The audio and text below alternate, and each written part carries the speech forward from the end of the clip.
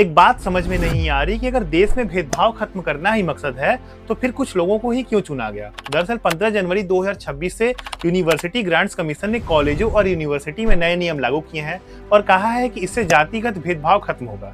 इन नियमों में अब एससी और एसटी के साथ ओबीसी को भी शामिल कर लिया गया है, यानी अगर उनके साथ किसी भी तरह का भेदभाव होता है तो वो उसकी शिकायत कर सकते हैं। लेकिन यहीं पर बात अटक जाती है क्योंकि इन नियमों में जनरल कैटेगरी के छात्रों के लिए कुछ भी साफ साफ नहीं लिखा है। तो अब सवाल ये उठता है कि क्या जनरल कैटेगरी के छात्रों के साथ कभी शोषण नहीं होता, क्या उनके ऊपर कभी दबाव नहीं बनते। और सबसे परेशान करने वाली बात यह है कि पहले अगर कोई जानबूझकर झूठा आरोप लगाता था तो उस पर कार्रवाई होती थी, लेकिन नए नियमों में इस बात को पूरी तरह हटा दिया गया है। मतलब अब अगर किसी जनरल छात्र पर झूठा इल्जाम लगा दिया गया तो उसे ही सब कुछ झेलना पड़ेगा और सामने वाला बिना किसी डर के बच निकलेगा। यही वजह है कि लोग पूछ रहे हैं कि क्या ये सच में भेदभाव खत्म करने का तरीका है या फिर एक तरफा फैसला। आप क्या सोचते हैं, कमेंट में बताइए।